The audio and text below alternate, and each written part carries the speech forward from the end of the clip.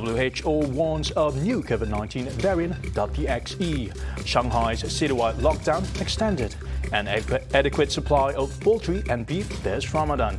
Those are the headlines for tonight. Good evening, everyone. You're muted Telit, and this is TVS Nightline.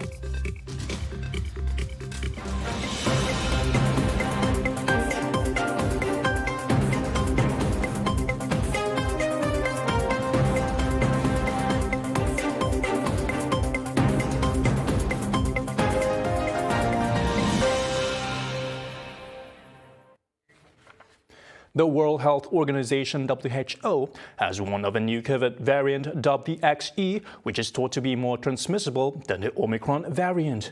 In its latest report, the variant is a recombinant or a mutation of BA.1 and BA.2 of the Omicron strains. At present, the BA.2 Omicron subvariant is spreading rapidly across the globe, with cases reported in the UK, US and China, with symptoms such as fatigue and dizziness, followed by headaches, sore throat and fever. The XE was first detected in Britain on January 19, and 637 cases of the new variant have been reported to date. However, the WHO clarified that the new variant is still being studied further and will be continued to be categorized as part of the Omicron variant.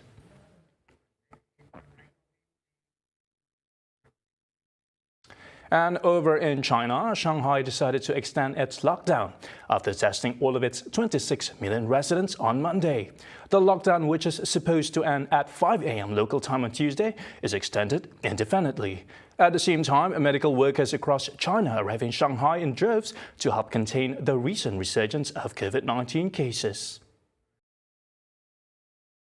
On Sunday, thousands of medics from regions including Tianjin and the provinces of Hubei, Jiangxi and Shandong arrive in the megacity with a population of 25 million by 10 high-speed trains. The country has already sent medical teams, which are mainly sent to work at temporary hospitals from fraternal provinces to aid Shanghai. The first batch of medical workers and sample collectors from Jiangsu, Zhejiang and Anhui provinces have already arrived in Shanghai. Over 650 medics from Anhui are working with a local medical team at a temporary hospital in Chongming district that offers over 2,700 beds. Shanghai had conducted citywide antigen testing on Sunday and nucleic acid testing on Monday, aiming at completely eliminating potential risk, cutting off the chain of transmission, curbing the spread of the virus, and achieving zero COVID as soon as possible. US billionaire and Tesla founder Elon Musk has acquired 9.2% or 73.5 million shares of microblogging company Twitter. The move comes on the heels of his recent tweet that he's building a new social media platform. After the publication, Twitter shares jumped by 28% at pre-market trading sessions on Monday. A prolific Twitter user, Musk has over 80 million followers since joining the site in 2009 and has used the platform to make several announcements. Of late, however, he has been critical of the social media platform and its policies, saying the company is undermining democracy by failing to adhere to free speech principles. American company Twitter Incorporated was founded in 2006 as a microblogging company headquartered in the city of San Francisco in California. Embattled Hong Kong leader Carrie Lam announced on Monday that she will not be running for a second term. The announcement comes as Hong Kong's second most senior official, John Lee, is touted by local media to become the island's next leader. 公佈嘅內容呢，就係本人將不會參加第6屆嘅行政長官選舉。換句話說呢，我將喺今年6月30日就完成咗行政長官5年。呢個意願嘅背後嘅考慮得一個，就係家庭。我都同大家講過㗎啦。我嘅屋企人呢係我最優先係要考慮嘅嚇。咁佢哋認為呢，我都係夠鐘咧要翻屋企咯。嚇，咁所以呢個係我唯一嘅。The leadership election was pushed back from March 27th to give the government time to battle a COVID outbreak that has infected more than 1 million in the global financial hub. Lam's 5 years in power were marred by anti-government protests and the COVID-19 pandemic. The city's next leader will be chosen on May 8th. Egg, chicken and beef supplies will be sufficient throughout the month of Ramadan in Sarawak. Minister of Domestic Trade and Consumer Affairs KPD and HEP Dato Sri Alexander Nantalinggi pointed out with the reopening of the borders, there will be an increase in demand, especially for food and essential items. He also appealed to traders to avoid indulging in the practice of profiteering, tapping on the announcement on minimum wage to take effect on May 1st. Some traders might have thought of raising the price of goods to make a profit, and that the ministry have warned them in advance. Meanwhile, he also encouraged consumers to use the price catcher application, which helps consumers make better choices and comparisons. The Malaysian Chinese Muslim Association, or MACMA, Sarawak branch will hold this year's Idul Fitri in conjunction with the association's Silver Jubilee celebration. The event was acknowledged by the Premier of Sarawak, Dato' Patinggi Tan Sri Abang Johari Tun Openg. We intend to do that celebration since we missed the chance. We cannot do our Chinese New Year family gathering already for the past Chinese New Year. Also, we hope that being a Muslim, we can still celebrate this, our Hari Raya Idul Fitri this time around. So to commemorate our 35 years anniversary also lah. He was saying after paying a courtesy call to the Premier at Wisma Bapa Malaysia earlier today. On another note, the association also provides a platform for zakat payments. And then also we also have been receiving fund from those outside Sarawak, so who wants to help help some needy people. So that is our regular yearly event that we normally do lah. For the record, MACMA Sarawak branch has 640 registered members, celebrated 25 years of its establishment last year on November 8.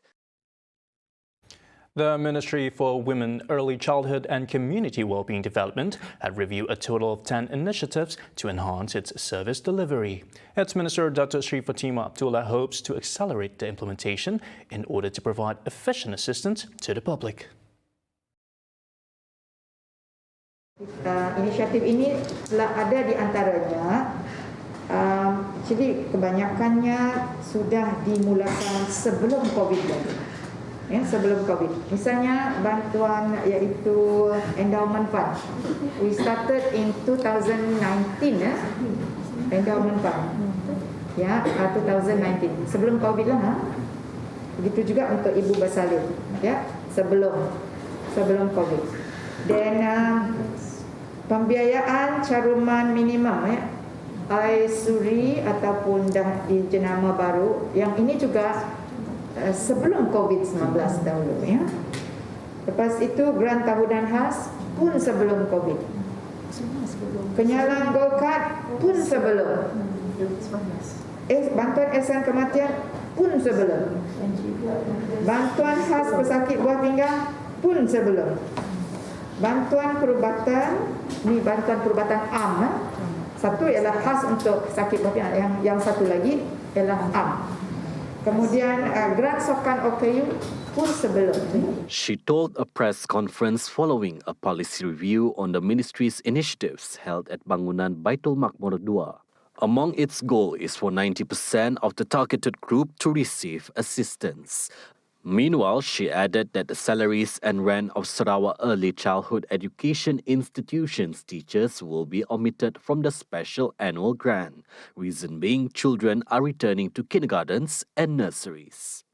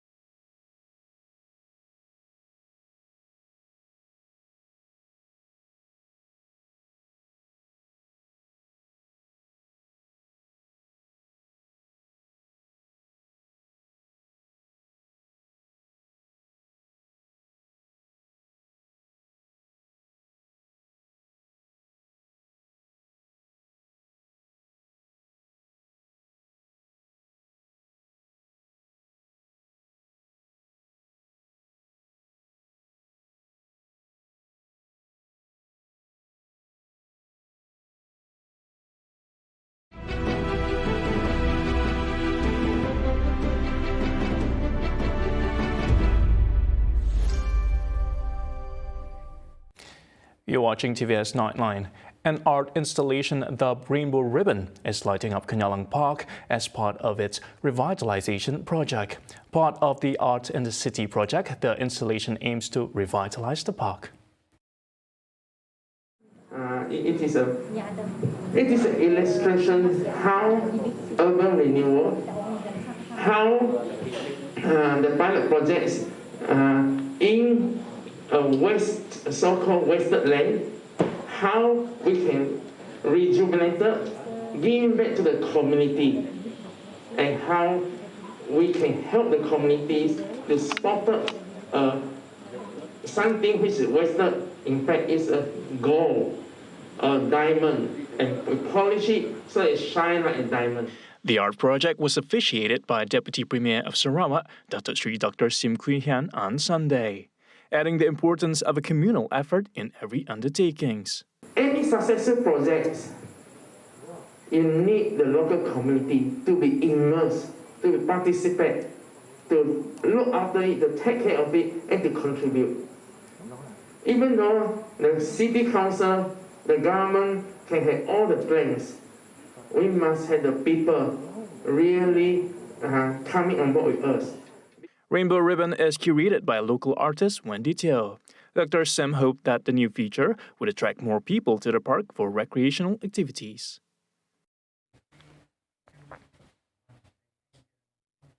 As we enter into the Ramadan season, the excitement of many cannot be contained as the Ramadan bazaars finally opens after 2 years. However, with that said, parents are advised not to bring children, especially infants, to the Ramadan bazaar to avoid exposure of being infected by COVID-19. Deputy Minister of Health, Dr. Nur Azmi Ghazali said, although the country has finally transitioned into the endemic phase, he emphasized that children are still at risk. Kalau kita lihat tadi, ada yang agak bersempit-sempit itu memang satu suasana yang sangat tidak baik lah. Dan saya rasa kalau tempat tu agak sempit, terbaiknya jangan bawa anak-anak lah. Ini bukan, kita tak nak nanti kita sambut Ramadan dalam keadaan sedih pula dan sibuk di hospital. Additionally, latest data shows only 38% of children and 91.7% of adolescents are vaccinated, with 67.3% being boosted. Therefore, this clearly shows a slow pace in vaccination rates among children. Children might be at higher risk when exposed as they are vulnerable to COVID-19, and majority expressed their disagreement towards bringing their children to crowded area. And here's what some have to say. Bapak luar sini, janganlah ngembang kecil ke kawasan sesak macam tu, sebab kes stoknya masih tinggi. Yang masih kita sih tahu macam ni gejalanya, makin kita kecilnya mudah dijangkiti. So janganlah mbak macam tu, walaupun SOP pada boleh mbak nembia. Dapat elakkan mbak kecil lah ke tempat yang sesak macam tu.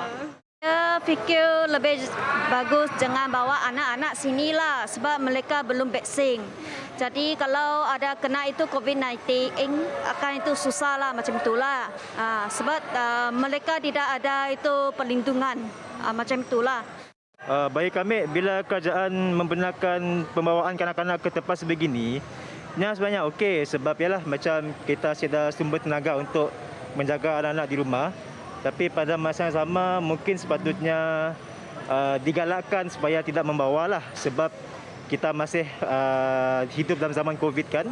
Jadi tanggungjawab ibu bapa lah dengan penjaga untuk memastikan anak-anak selamat. Cuma kita kena awas lah dengan anak-anak kita.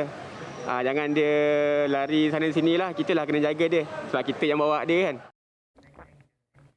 Traders have been told to fully utilize the e-bazaar platform despite being allowed to operate physically thanks to the relaxation this year. I think e-bazaar is still good. I mean, e-bazaar was basically popularized during the lockdown. Yeah, in the previous 2 years, as I said, we did not actually have the physical Ramadan bazaar. So we actually were encouraging people to use this e-bazaar. Yeah? And I think it is still relevant. And I would urge people to continue using e-bazaar if they choose to.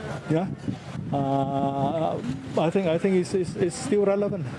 Yi, who is also Pujut Assemblyman, stressed that the council would emphasize on hygiene apart from the SOPs throughout the Ramadan period. I'm very happy to know that life is slowly returning to normal under the endemic condition.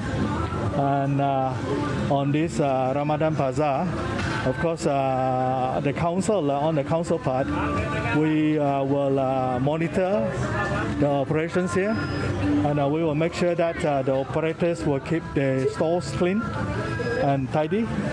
And the council, of course, will make sure that there is sufficient bins for the garbage, and also to remove the garbage on a daily basis. And of course, I would like to tell the public patronizing the place not to indiscriminately disposing, bags, plastics, any garbage. All together, we keep the place clean. Yeah. Secondary school students across the country were thrilled to finally return to school without rotation after nearly 2 years of having to undergo home-based teaching and learning due to the COVID-19 pandemic.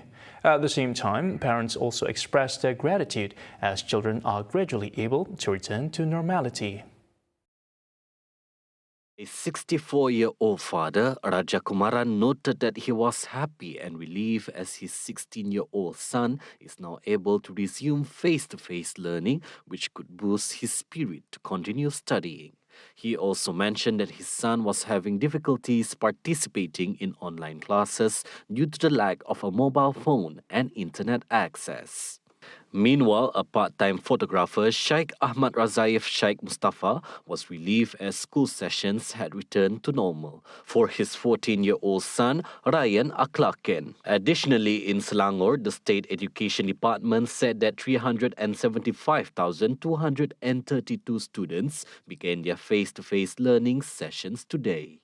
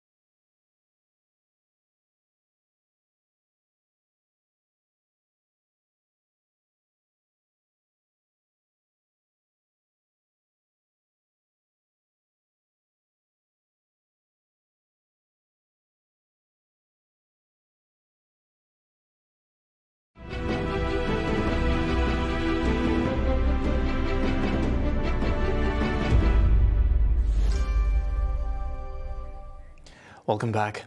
The Ministry of Tourism, Arts and Culture, MOTAC, is reopening the application for its Financial Aid 2022 starting today until April 15.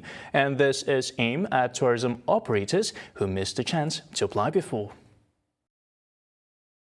Feedback revealed that many had missed out on the first application, open on March 1st to 15.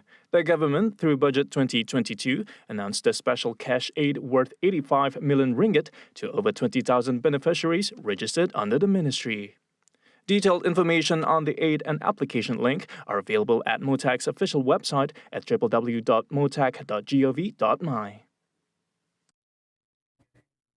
The COVID-19 vaccination and test certificates issued by the Malaysian government is now recognized by the European Union (EU) effective April 4, 2022. The decision of the European Commission of the recognition comes into force the day of the publication of the official journal of EU. In a statement made available on the EU's website, President of the European Commission Ursula von der Leyen had noted that in order for the recognition to be operational, Malaysia shall be connected to the EU Digital COVID Certificate Trust Framework established by Regulation EU 2021-953. However, the statement added that in order to protect the Union's interests, in particular the area of public health, the Commission may use its power to suspend application of this decision or repeal it if the conditions of Article 8 in bracket 2 of Regulation EU 2021-953 are no longer met. Malaysia had, on November 18, 2021, provided the Commission with detailed information on the issuance of interoperable COVID-19 vaccination and test certificates under the Vaccine Management System.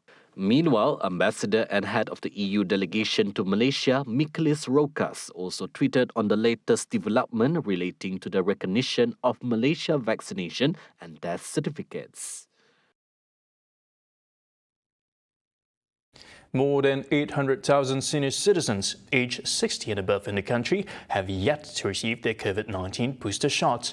Health Minister Khairi Jamaluddin said most of the COVID-19 related deaths involve the elderly, especially those who have yet to take the booster shot, leaving them at risk as the nation moves into the transition to endemic phase.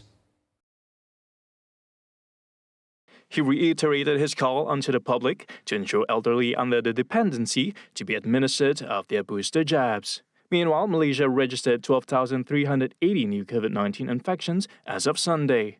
The Health Ministry also reported 30 fatalities, including 11 brought-in dead cases, with the death toll standing at 35,099 on Sunday. King Salman Abdul Aziz Al Saud of Saudi Arabia is donating 46,000 copies of Al-Quran with Malay translation to mosque and Islamic non-governmental organizations nationwide in conjunction with Ramadan this year. Prime Minister Datuk Sri Ismail Sabri Yaakob, in a posting on Facebook today, said the King, who is the guardian of the two holy mosques, is also donating 57 tons of dates for distribution to all Malaysians in conjunction with the holy month. He also expressed hope that the existing diplomatic ties between the two countries will continue to be maintained and strengthened. Attached with the posting is a picture of the Prime Minister receiving the gifts from King Salman, which were presented by the Saudi Arabian Ambassador to Malaysia, Datuk Dr. Mahmud Hussein Said Khatan, at his office in Putrajaya today. More than 1,400 civilians have been killed and more than 2,000 injured in Ukraine since the beginning of the Russian military operation. And this was according to the United Nations Human Rights Office of the High Commissioner, OHCHR.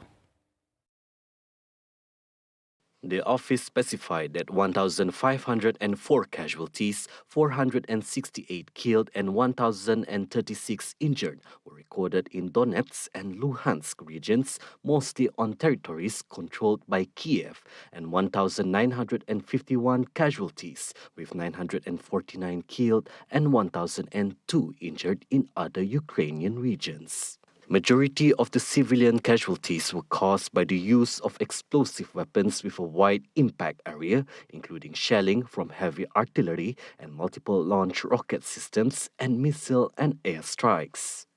On February 24th, Russia launched a military operation in Ukraine after the breakaway republics of Donetsk and Luhansk appealed for help in defending themselves against Kiev forces. In response to Russia's operation, Western countries have rolled out a comprehensive sanctions campaign against Moscow. And that's all the time we have for TVS Nightline. More headlines, head to our website tvstv.my or follow us on our social media. I'm Douglas Elliott. Thank you for watching.